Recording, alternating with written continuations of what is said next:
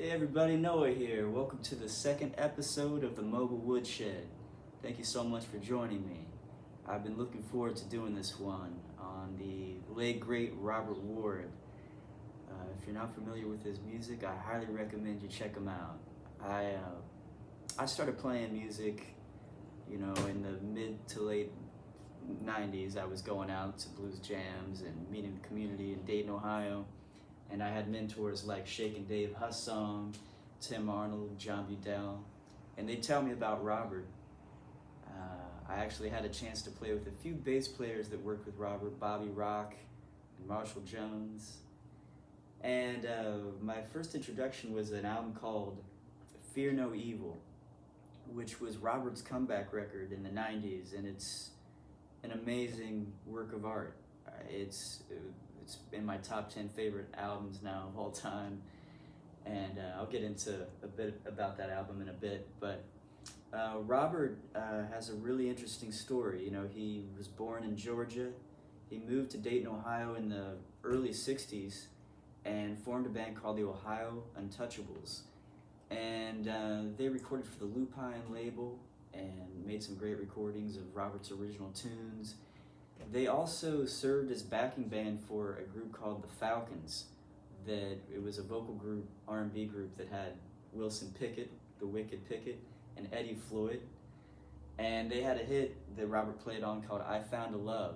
And what a great example of what Robert does. He's got the magnetone amp and his very distinctive style is going on.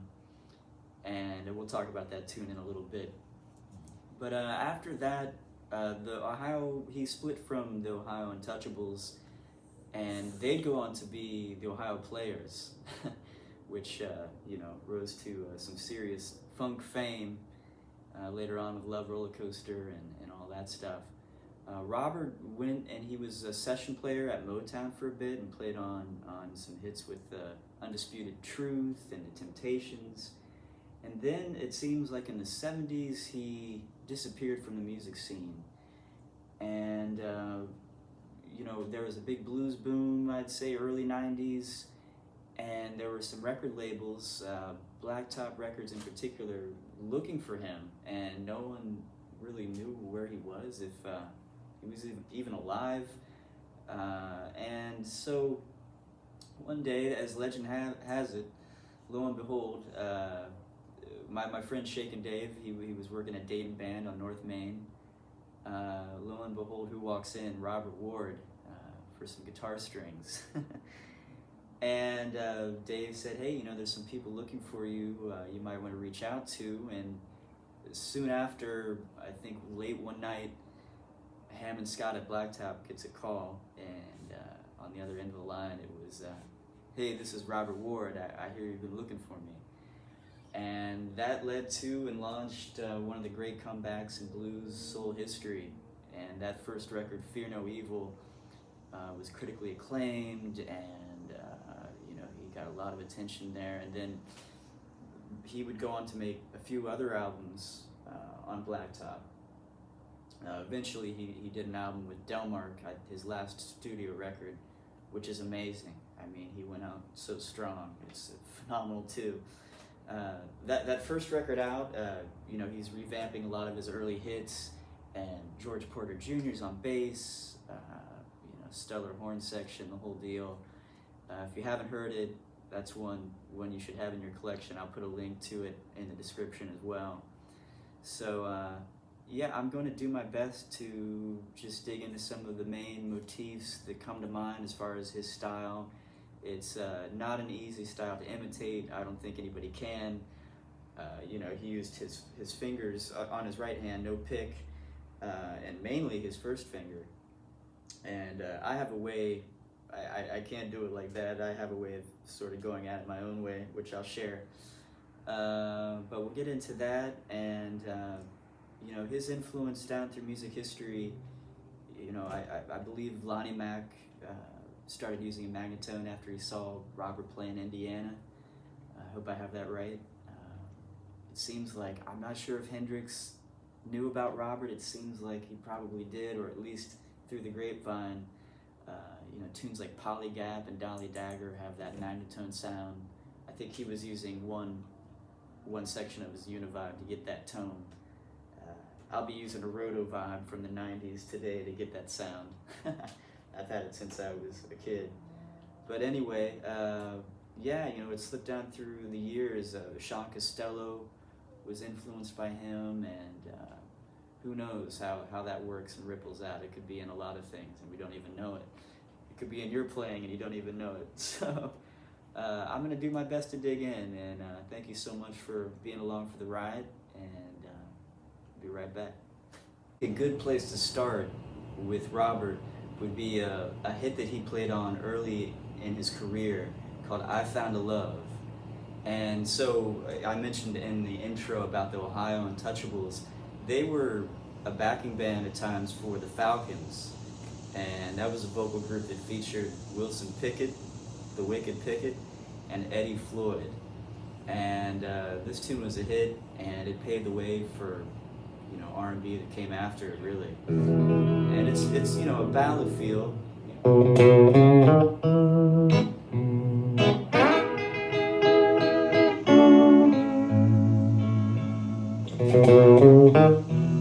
That kind of feel.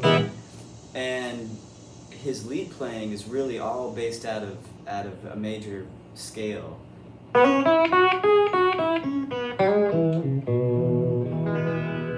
So once again, Robert didn't use a guitar pick, and this seems to be a common thread with a lot of old school players, not only in blues, but I've noticed seeing videos of Doc Watson, Elizabeth Cotten, John Hurt. They seem to really just use their first finger, from what I can tell. Robert, if you look at videos, his second finger's sort of behind his first, maybe as a little bit of extra muscle, and maybe he's throwing it in there sometimes. His thumb, rests here above the neck pickup as an anchor, I believe. I can't really pull anything off like that, so sometimes I'll do a hybrid of using my thumb a little bit and maybe a bit of the second finger. But over the years, I too have really grown to love that sound of flesh on steel. It's not as abrasive as a pick, and sometimes I'll tuck my pick into my finger or my hand. Magic Sam, Hubert Sumlin, a lot of these guys just use their fingers, so I wanted to point that out. So yeah, back to sort of his lead style in this tune. It's all major scale, and reminds me of Guitar Slim. And I don't know what came first, the chicken or the egg. If maybe Robert heard Guitar Slim, but like things I used to do. So a lot of focus is on those top two strings, the B and E string, and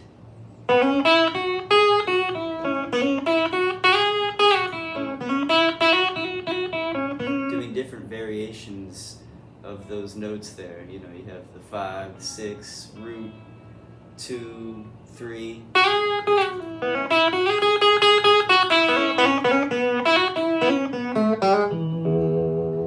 And on those riffs, a lot of times they're very staccato and percussive, almost choked off, or like chicken picking them.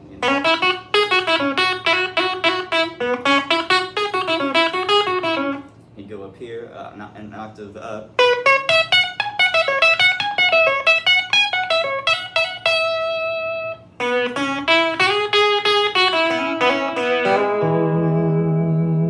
And with his rhythm playing, it sounds like, he's doing these chucks, and it sounds like he's using his nail on his first finger to get that percussive quack.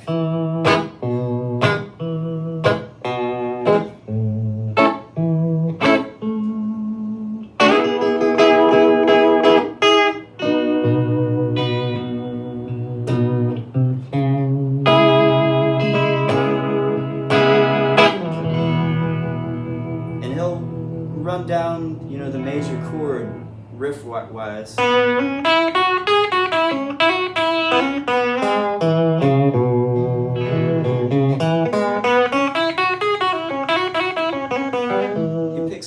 He picks up I'd say the comeback version on it was the second or third album he did on Blacktop with a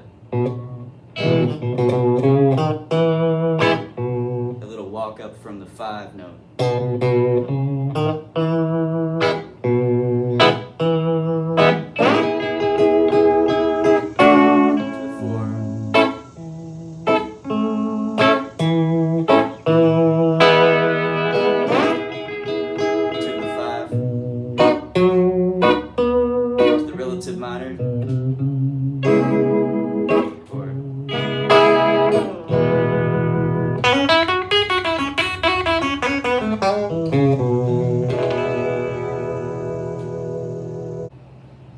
Alright, moving right along. If there's any tune that I personally feel encompasses the essence of Robert Ward, it would be his original tune, Your Love Is Amazing. It's a beautifully written song. The changes are amazing. The lyrics, it has a lot of his signature motifs weaved in, starting with this thing he would do, which I suppose some people would refer to as double stops. I've always been a little confused with what a double stop is. It seems like it's associated with soul music and country music, that sort of thing that Hendrix is doing in Little Wing. Now these it's like dyads, so you're using 2 notes, and the song is an A, and it kicks off with this intro, and it's this exotic, Eastern sounding deal, and magnetone's going. I don't have a magnetone, obviously. I've always wanted one. I'm using an old 90s Jim Dunlop Roto-Vibe that I think I got for Christmas one year when I was maybe 14, and it still turns on and it's working. So, the intro is like this, something like this.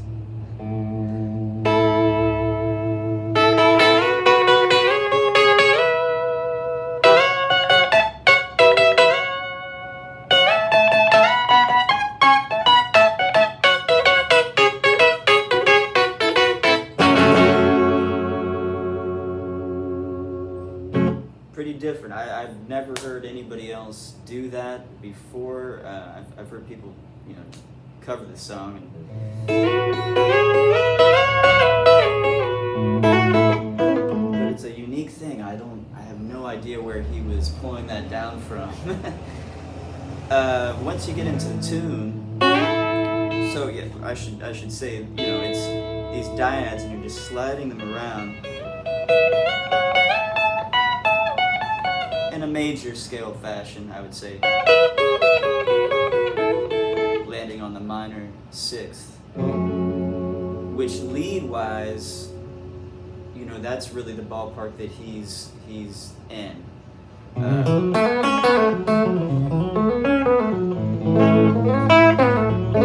If you're not familiar with the relative minor of whatever key you're in, you're talking about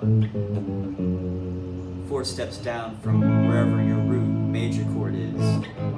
And so all your meat and taters are there. You'll hear a lot of relative minor playing and Allman Brothers, Hendrix. Well, it's all over the place. So anyway, we'll get into the tune a little bit, which has this main sort of motif is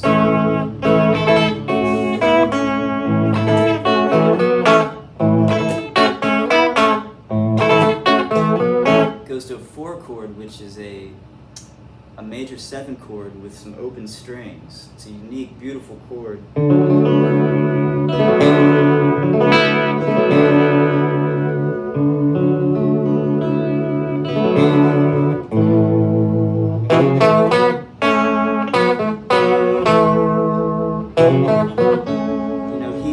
He'd do these double stops in that relative minor box and they're like fourths. I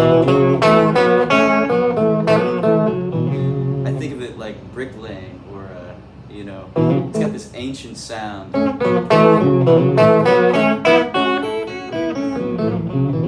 He's building ancient civilizations brick by brick, as my friend would say.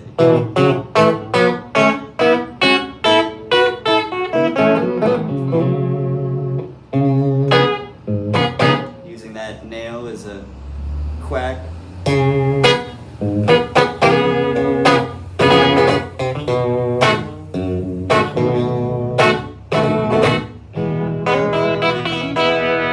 That 5 chord's beautiful too, because he's using a 6th back to the major 7. And when he gets to the solo, once again he's playing in this relative minor box, and it gets staccato and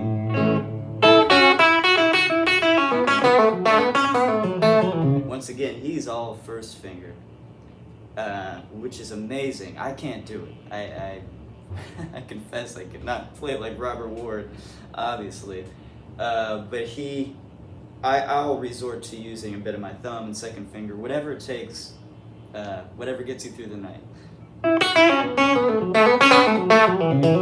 And that goes for everybody out there. I mean, you sometimes when you go for something, you might fall a little short, but that'll end up being your original thing, you know. And sometimes that's how art's created. That's how you find your way.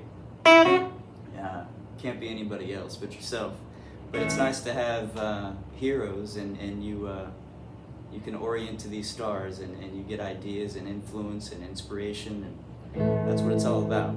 But you know, it's worth digging in and studying and getting as much as you can, you know.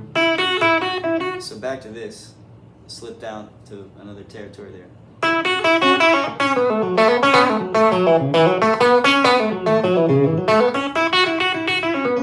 So yeah, pentatonic scale.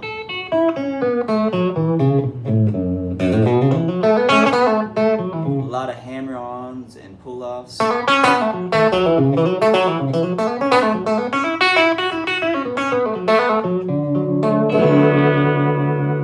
he'll move out of that box up into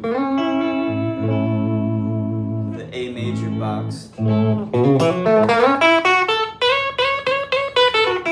There's those guitar slim sounding slides. And once he gets to the outro section, it just is vamping along, and the horns are flirting with what he's doing, and it just gets in this trance area of more bricklaying with those fourths. None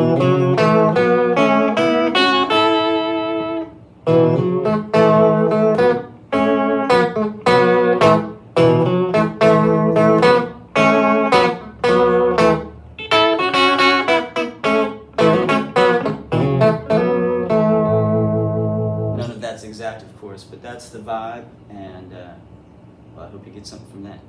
Moving along. Robert's the two major modes or dimensions of his playing that I've come across would be this soul R&B side, which more often than not are in major keys, and he's playing in that relative minor, which has its own vibe, and then there's, I'd say, a straight ahead hardcore blues side to Robert, and it sounds a bit more Chicago, uptown, and you know, based out of more so minor keys and shuffles and slow blues, and you know, he's as killer as anybody in that realm as well. A great example of that stuff is a few tracks into that Fear No Evil album, a tune called Your Love Is Real, and it's just a real strong shuffle tune. It's an original of his from back in the day. And when I listen to this one, I almost hear Freddie King motifs and riffs. The main difference being, you know, his original touch with using his fingers on his right hand and the magnetone sound and his general attack is different. But he riffs like and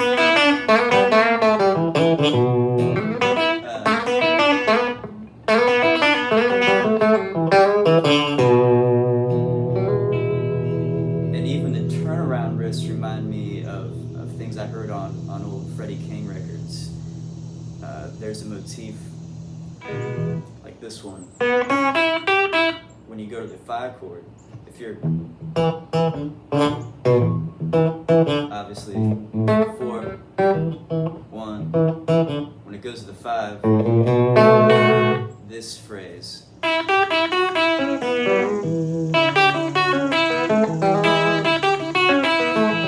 he'll do that an octave up too.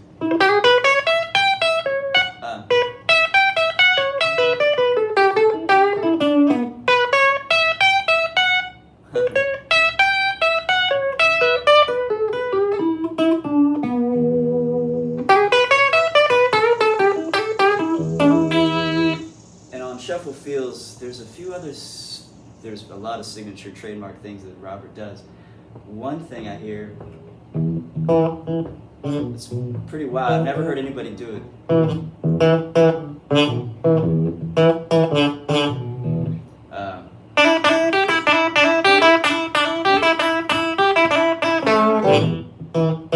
It's really flirting with the time.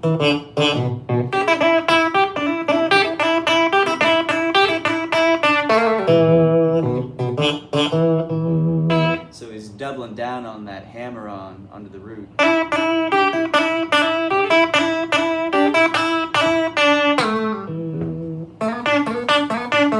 lot of times, once again, very staccato, percussive, and snappy.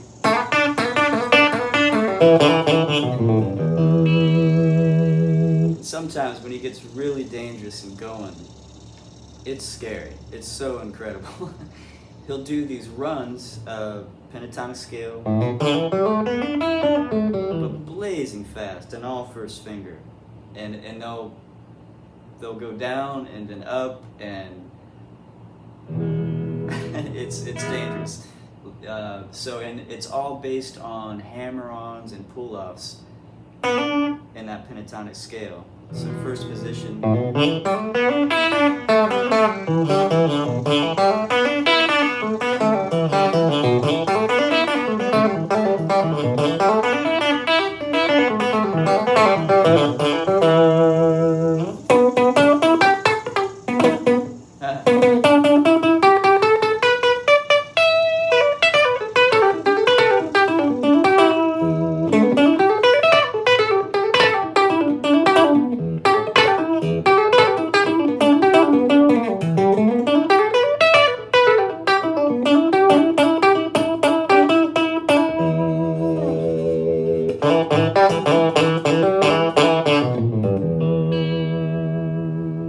There's some other double stop things he does, these hammer-ons of dyads, like, or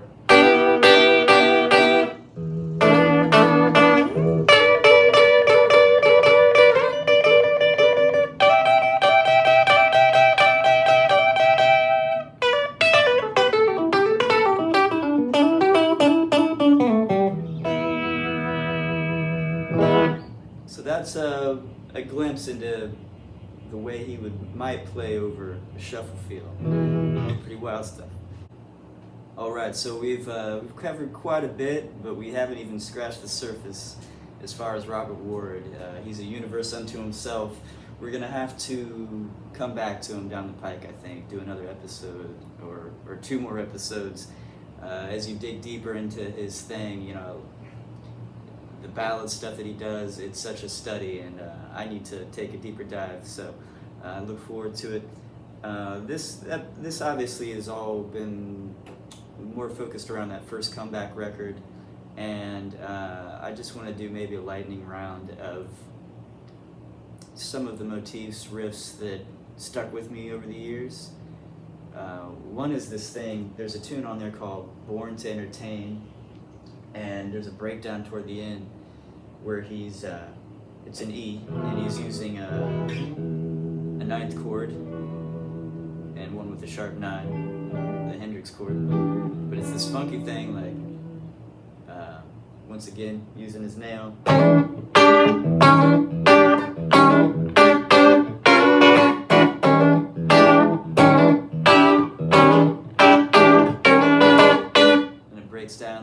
Down to first position E chord, playing around with the 7 and 6. I've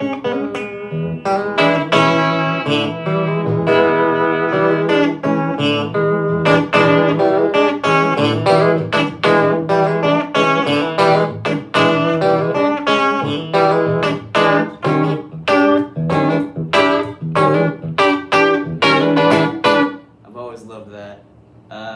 Another one, the title track, Fear No Evil, such a powerful tune, and you know, biblical lyrics. It's a powerful, monumental tune. It's in E as well. It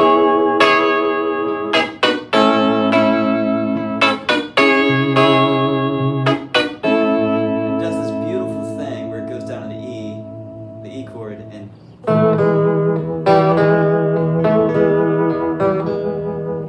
favorite things I've ever heard. It's just that bouncing off the 4 note to the 3rd, and then the minor 3rd back to the major 3rd. That speaks volumes.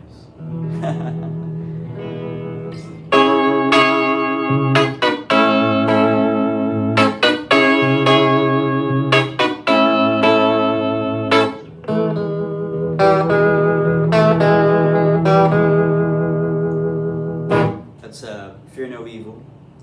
And then one other tune that comes to mind a lot is an instrumental called Blessings, and that's an E as well, E major, and this one is focused around that relative minor box.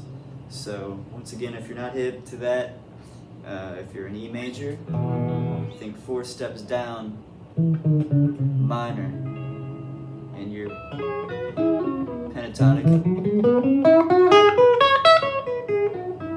a lot of time he's doing those dyads, those bricks, blocks.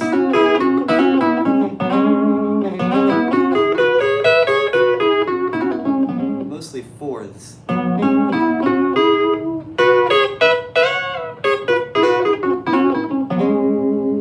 Blessings has this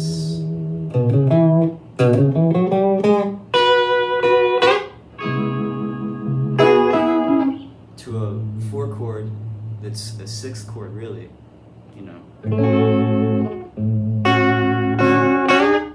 5, B major.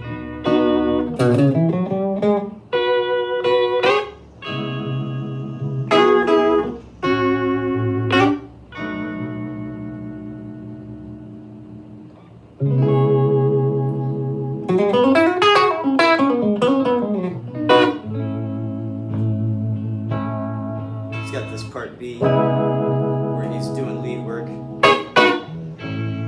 over that C sharp minor, B, A.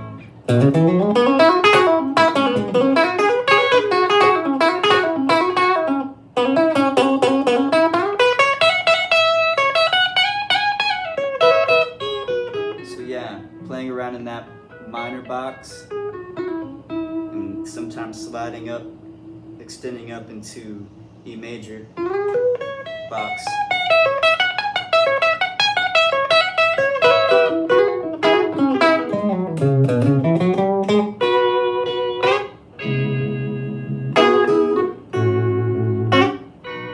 I love that little bass line run that leads in each time.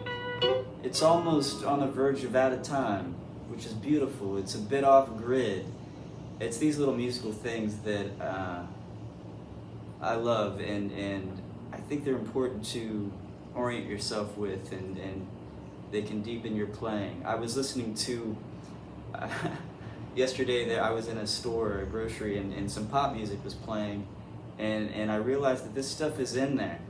But I think it's a beautiful thing to keep digging back into it and deepening your knowledge of it, and it could only help your music along.